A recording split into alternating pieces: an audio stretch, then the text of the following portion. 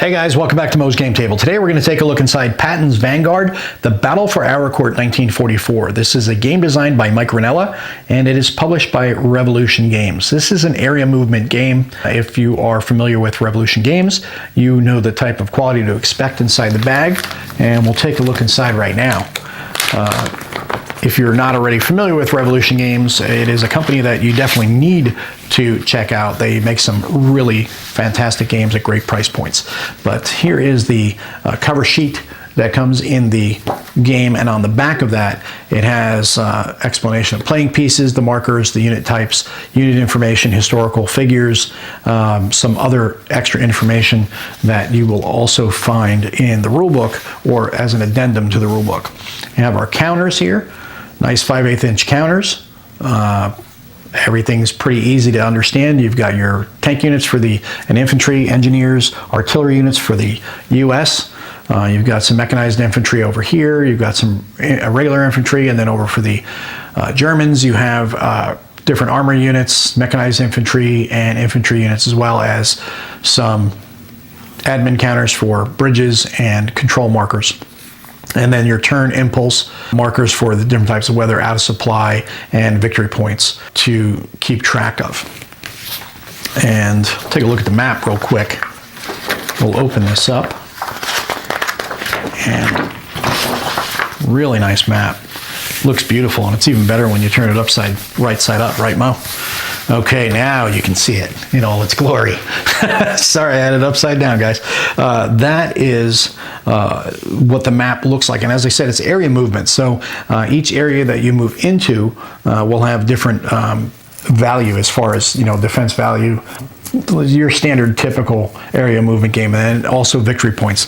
The victory points for each area is marked in here at 2 and 1. It seems like all of them are either 1 or 2. There's nothing that is 3. You got one way up top in the top right. But take a look through the manual here, and it goes from page 1 to page 16, and it explains to you everything you need to understand the game, the components, the map, introduction, has the different areas that these units will set up in, refit phase, impulses, how they work, your weather, how that works, different types of movement and how that's handled, your combat and how that's handled, historical leaders, combat resolution, how you compute results, ranged attacks, bombardments, attrition and retreat, refits, out of supply, replacement costs, refit phases. Then you've got this, we start into the scenario. So the rules end on page 10. So it goes from page 1 to page 10. Not a terribly long rule book to get through. And the first scenario starts on page 10 as well.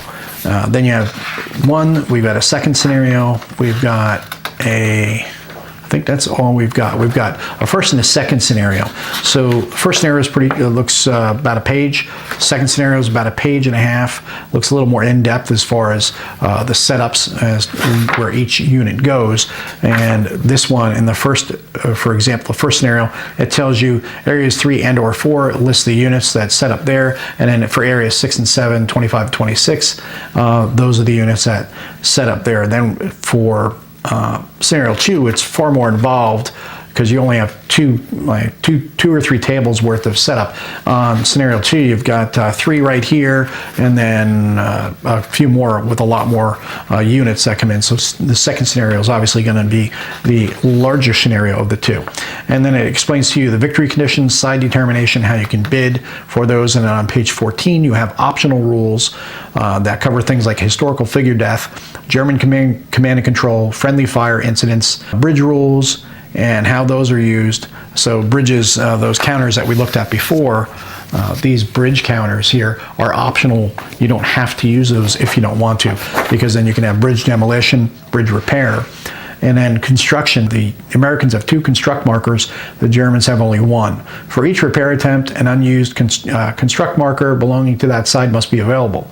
Construct markers are available if currently on the bridge being repaired or in their holding box printed on the map. So you'll need those to be able to repair the bridges when you're dealing with the optional rules for bridge demolition and repair. Then you have an optional unit.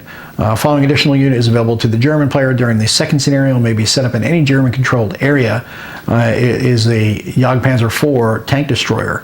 And then you have a glossary here that explains all the different terms used in the game, and it goes all the way to the back. And don't be thrown off by looking at the small text on the back.